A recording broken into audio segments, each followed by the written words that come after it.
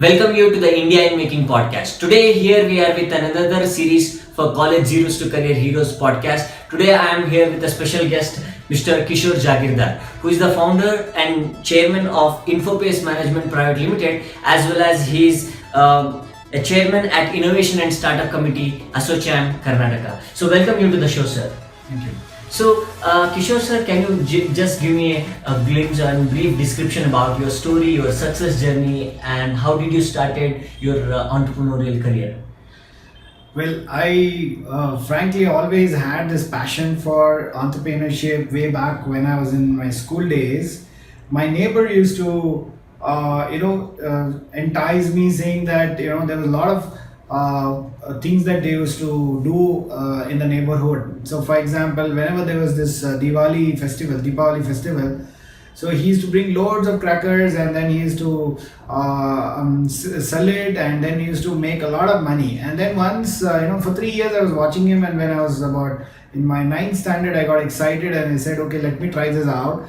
I went all around the colony and then got a lot of orders for him, and that's when I got my first paycheck for the work I had done, and that was about 7,000 rupees, which was a lot of money way back then, and got me so excited and said, okay, if at this age and if I can do this, then anything is possible. So that's where my journey started. Then I got into very other entrepreneurial stuff. As an experiment, I used to run a incense business, and I started my own library, and I was very deeply into this entrepreneurial stuff. And then as I got into my career and I got into my job, and then the entrepreneurial part in me always was restless and wanted to push me.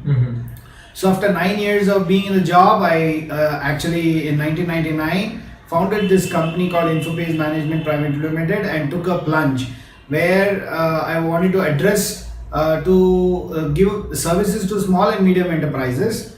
In those days it was called SMEs.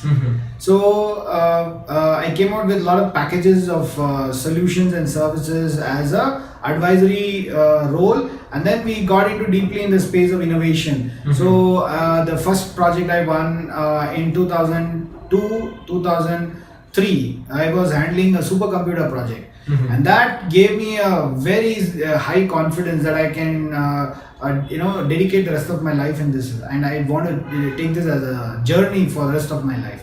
And then my story goes on, and there were a lot of trials and tribulations. There were times when I made mistakes, I fell down, then I got up and then was back into action, tried so many things, and then finally I hit pay dirty after almost about a decade of experimentation. And then I got into this business. I found that all the creativity that I had, my past experience, finally converged into stimulating startups and innovation. That's where I found my strength. And then I promoted this entire activity as a strategic change management initiative to assist people to think differently, to innovate, and to create possibilities when things are not working at all, and how to go beyond that. And in that process, for the last 8 years, having partnered with various chamber of commerces like FKCCI and national bodies, and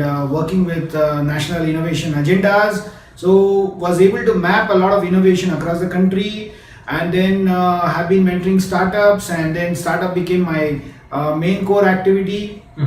So today we have been recognized in the market as an accelerator and an incubator, and we have about 230 ideas which are being incubated, and about 27 startups which are being incubated by us right now, accelerated. And then among them about 17 ventures have already hit the market, become sustainable, and among the 17 we have about 11 which have become commercially successful, and one among them has reached a stage where they have received a A-series fund of about $10 million.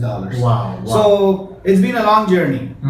Yeah. Fantastic. So you also talked about change management as a system. Can you give a brief description about what does that mean by to our audience? Yeah, see, today there are certain things that have taken over the world. One A is the disruptive innovation. So disruptive innovation has caused life cycles of products and services to be changed rapidly within a very short period of time. So if I say 20 years ago, I could talk about an organization which is in business for maybe 50 years, 30 years. But today, in the current reality where the technology is rapidly hitting the market with upgradation and variation so rapidly that you see the randomness at which the industry is shifting is very fast. And by the time one industry comes and settles down, already another pattern has emerged where it will rip apart this industry. So this is called a disruptive world, a disruptive innovation world, and that has caused B. The second component which I want to share is that has led to reducing the life cycle of organization. So that means if I start a business today, I might be in the business for say about next 3 years or 4 years. After the 5th or 6th year, if I don't go up the value chain or don't innovate, automatically whatever I'm trying to sell as a product or service is thrown out of the market. So in order to stay in the market and stay in business, I have to find means to create complete different value chain and attract the customers and try to retain the customers and increase the loyalty of the customers, which now is a very expensive affair. So with this perspective, change management is very, very seriously required, where we are trying to make people constantly get into that place of being adaptable, agile, and then also trying to figure out what could be the core value that they would like to give. And of course, today, no organization can claim that its core strength addresses all the requirements, all the competencies required to be in business. So therefore, the environment is so super specialized today because of technology taking over everything, almost every part of the industry, and automation happening everywhere, and even now things like artificial intelligence and all coming in. So what happens?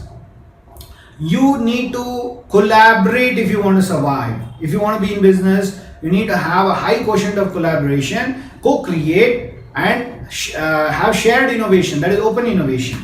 Now these things are still something that the Indian psyche in the market is yet to get an understanding. So therefore what we're looking at is the strategic change is all about giving people possibilities, creating possibilities and breakthroughs by addressing issues very creatively and creating a future that does not exist. So this is all the fundamentals of strategic change. Fantastic.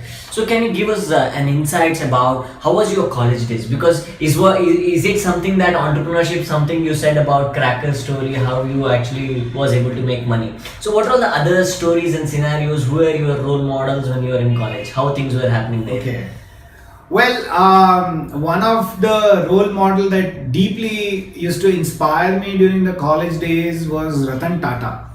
And there were stories which I used to get to know about the way he was such a there is a humble person and a very humane person, and the core values that he was setting up as how to carry the entire ecosystem of entrepreneurship with a family kind of a thought process, and connecting people to a larger vision and purpose where people get excited and feel belonged. So I was really deeply inspired by him, and of course there were other role models as well. One is Amitabh Bachchan. I virtually saw him as a superstar as a kid, and then he got this ABC Ventures. He's floated his ABC Ventures, then he went into Miss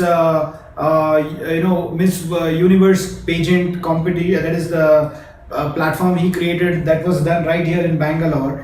And then once he did that, he went into bankruptcy totally with lots of losses and wrong decisions. And within 2 years, he was completely downgraded in the market in terms of credit worthiness. And then Suddenly he shot to the center stage using Kaun Banega Karodpati as a way of constantly applying all his professional competencies and the struggles. He learned how to be resilient. He learned how not to get overburdened or overwhelmed with the negativity. He learned how to tap into his resources and recreate himself, and then come back again on the center stage and then recreate a story, a story of totally different, which was totally away from what he started his career as. And as an entrepreneur, he was able to put back everything back on track, and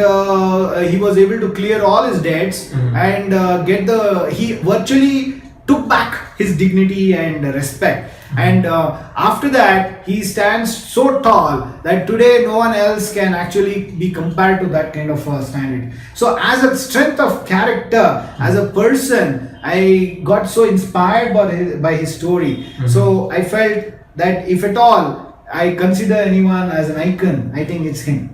Fantastic, fantastic. So now when it comes to your advice to the young kids who are in college, UG or PG courses, so how they can take this as a career of entrepreneurship? So what are your advice for them? Well, what I would say is entrepreneurship is inevitable, self-employment is inevitable in the coming years, because there are no such great amount of numbers of jobs that is, equating to the size of the population that is really coming out. So what we are churning today is a very huge population. So what I would say is, first is, do not get carried away by the varies of choices and distractions. So it's very important to understand who I am, what is my core strength, what is it that really I want to do. That is something that we need to have the youth today reflect on and understand themselves, because there's so much happening on the outer world that people feel that I want to be this. So someday, just like a child saying, one day he wakes up and says I want to be a pilot, second day he says I want to be an engineer, third day he says I want to be a doctor. So what is it that you really want to do is what is very important to be understood. So now to link with the certain kind of challenges you shared with respect to team. So if you have given with the opportunity saying that like you can actually train your team from the first year of engineering in an institute level, how would be your response to that? Well, I think this is a very novel and innovative way to do things, because as soon as they come in, they have sufficient time, and while they are in exploration, they are open and they are fresh. So what happens in third and the fourth year, they get redundant and they get into that semester fatigue. So I feel that by getting engaged with them with a purpose, setting a goal and seeing that within a period of say 3 years what they hope to achieve. Now if that is defined and we start working with people at the first year level, obviously by the time the 2-3 years happens, they are completely tuned and ready to be getting into hands-on experience.